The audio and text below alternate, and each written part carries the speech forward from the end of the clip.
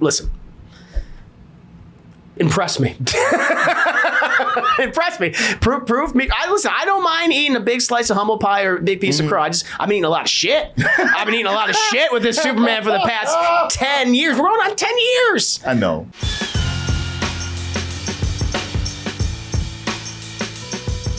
But we're going to go ahead and get into the next. So this, I'm going to tell you right now, this is a spoiler. This is a spoiler discussion for one aspect of Black Adam. I haven't even seen the movie, but I know what this big spoiler is because it's been known for the last, I think, 3 weeks. Even The Rock's been spoiling. It's been featured in the social media and the trailers, the teasers online and stuff. And I'm like, okay, I guess you don't have a lot of faith in this movie if you're literally including material from the Stingers now. I guess they did with Morbius too.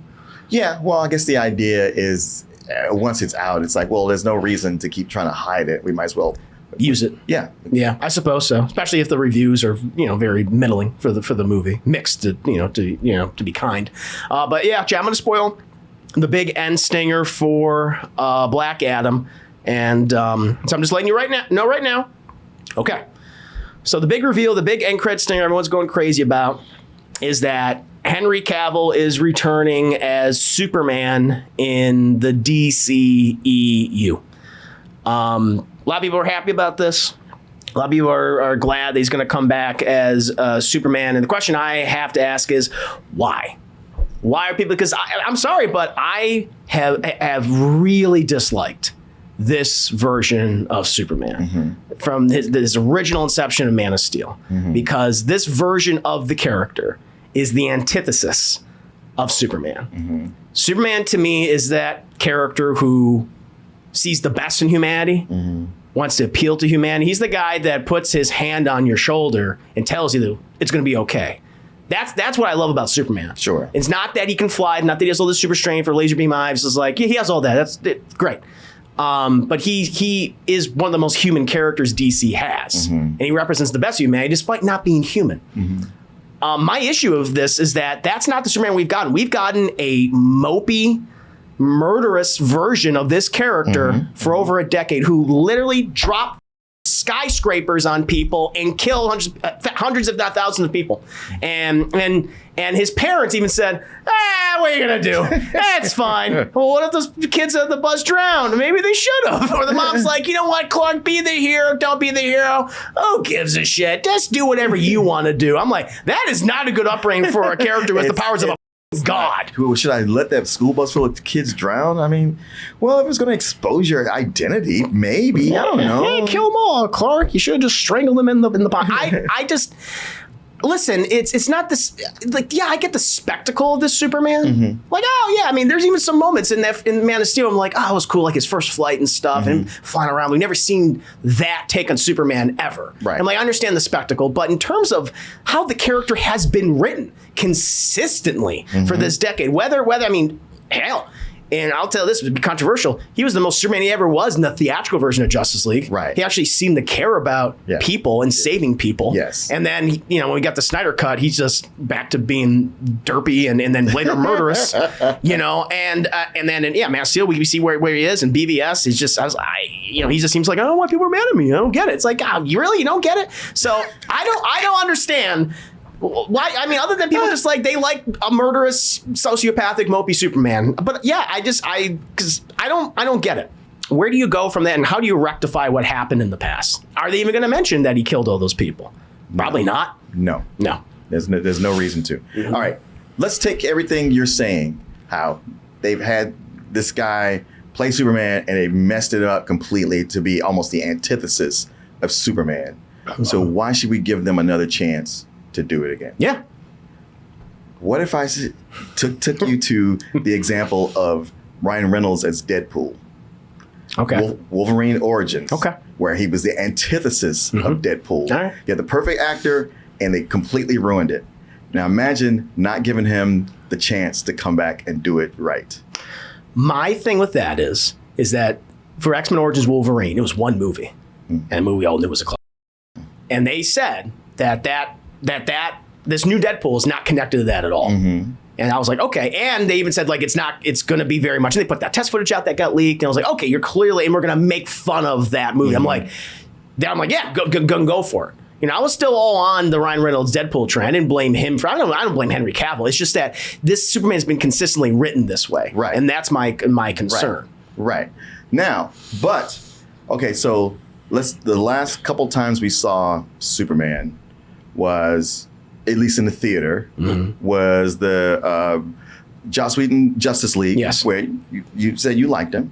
Yeah, he was better. And then, even though I guess it wasn't really him, but he shows up at the end of Shazam. Yeah, it wasn't him, but yeah. Because they didn't want him back originally. Right. The original regime. Right. So you haven't seen him in this, in Black Adam, when he shows up. And he walks out, and while he's not being friendly because it wouldn't fit the scene, sure, he's not being so, all right, this time it's you and me. Is when you see it, you go, this could go either way. Yeah. There is a possibility, like, for him to come back. He almost looks a little bit like he's happy. Like it's almost looks like he's happy. Almost Great. Like he's happy. Love that. But it's a scene where it would have been inappropriate for him to be happy because he's coming to face Black Adam, who Amanda Waller has just threatened, and he shows up to just say, like, hey, let's me and you talk. So there's potential there for it to not be a let me just punch you in the face. Yeah. But let's try to be cool about this or work it out. Based on what Black Adam, do you think they're going to do that? Yeah. they're gonna have that. They're gonna have that. Like, I think it'd be conversation because when I've ever heard about Black Adam, it's just a slugfest the entire time. It is. Yeah. It's Corey said, a punch up. It's a big CGI punch 'em up for nearly 2 hours.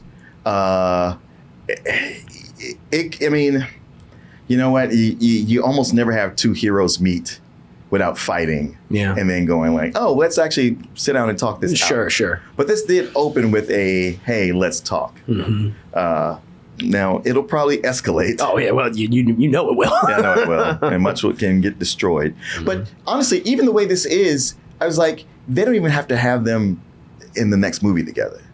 It was just... It doesn't make any sense to me. It's just kind of a way to just like, to say like, hey, y'all, we got Superman back. So whatever thing we do next, he can be a part of. Right. It's just sort of reintroducing him. And within the reintroduction, there's every opportunity to not make the mistakes of the past. Because Zack Snyder's not running it anymore. Yeah. I mean, it's still his fingerprint in the aesthetics. I heard this feels like a Zack Snyder movie. Well, especially when it opens. It's you know, it's in the past. There's the 300 speed up slow mo that goes on. I heard that in your review. But once you get past that, even though it's a lot of fighting, it's also a lot of humor injected. Now, a lot of humor doesn't really fit. It's not good. Great. I mean, in fact, it feels forced in there. But there is a consistent effort to put it in, to not have it be a dour movie. Yeah. Listen. Impress me. Impress me. Prove me. I don't mind eating a big slice of humble pie or a big piece of crow. I've been eating a lot of shit. I've been eating a lot of shit with this Superman for the past 10 years. We're going on 10 years. I know. And, you know, and listen, thankfully we've had great Supermen recently. Like Tyler Hoechlin. Heckner. Hecklin, thank you. Tyler Hecklin, who is on Superman Lois. That is the most Superman I've seen in terms of live action. Because I love the animated version of the character. Like DCAU, love that. Yeah. But since like Christopher Reeve, right. And you know, and because he's a good person at the end of the day, and that's why I want to be like we've gotten this. This has been trend for like a long time, both in the comics, even games like Evil Superman. I'm just like I'm fucking tired. of this. I know. Everybody with the Evil Superman, Homelander, and Ultiman, Brightburn, things like that. You know, I'm just kind of like I want to move away from that. Like people always say, like Superman's really boring because he's a Boy Scout, but I'm like that's what you want. For like a being this powerful to be, yes, morally upstanding. And I point to someone like everyone said like, oh, Captain America is a boring character, but I loved how Steve Rogers was. I mean, I love him in the comics. I think people just say that because they don't know anything about him. He's like, oh, he's Star Spangled Man, whatever, and he's all rah rah USA. He's not that at all. Not at all. And I feel like people really exposed it for the first time with Steve Rogers of the MCU, with Chris Evans.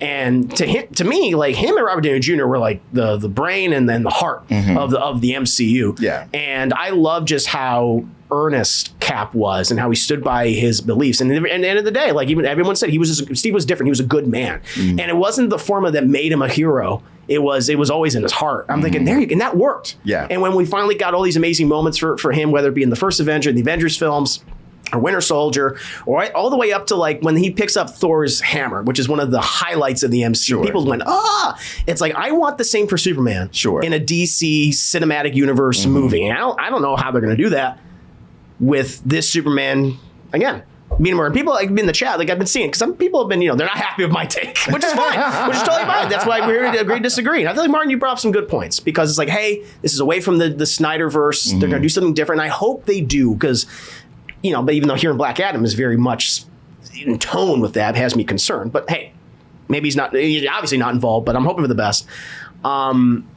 It's just I'm just reacting to what I've been given. Now, here's something. If you saw the scene that would twist your panties, is that that's going to say, yeah.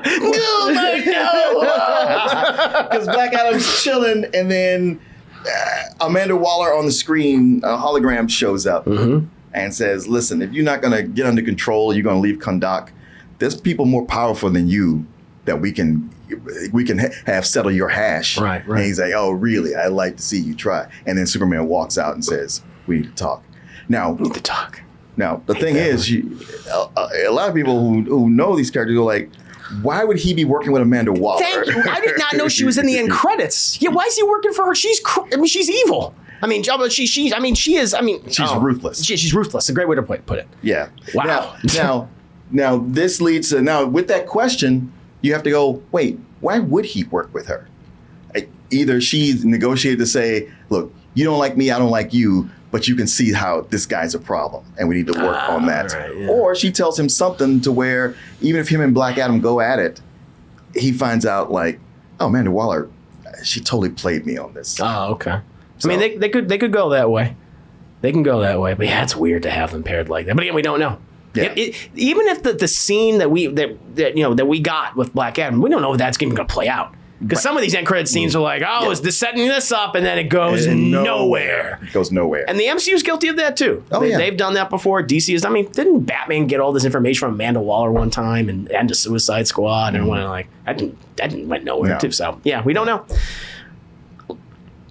Listen, if they can deliver a good Superman movie, then I will be fair with it. But I admit, I'm bringing a lot of baggage. I just don't like this take on this character.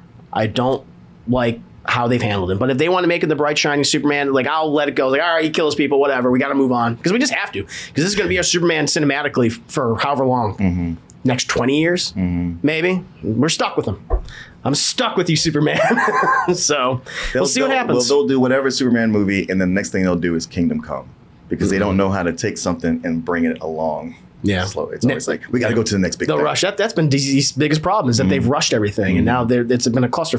It's a mess. Nothing feels earned, and you have characters who aren't even going to be showing up anymore. You have actors that are leaving roles. You have other actors that are insane. So, listen, yeah, it's true. There's other characters that have bigger issues right now than Superman. So, hey, Henry Cavill's back, chat. Hoping for the best for him. Hope he, I don't. People say like I don't like Henry Cavill. I'm not okay. I don't think he's a bad guy at all. I think he's a really good guy. I've seen him. He seems very nice and things. He's a big nerd. He loves video games and shit. Always talking about Warcraft. But I just don't think he's given like a really strong performance outside like The Witcher. I like him in The Witcher, but even then that's very minimalist and kind of growling in his dialogue. Yeah. I feel I haven't had that thing where I saw him act and it went like, oh man, that guy's good. Yeah, nothing like that so far. I think he's competent in The Witcher. So yeah, I'm hoping he knows the how best. to stand on his marks. He does. He can do that. He looks real good. That's what he has. So, hey, hoping the best, chap. But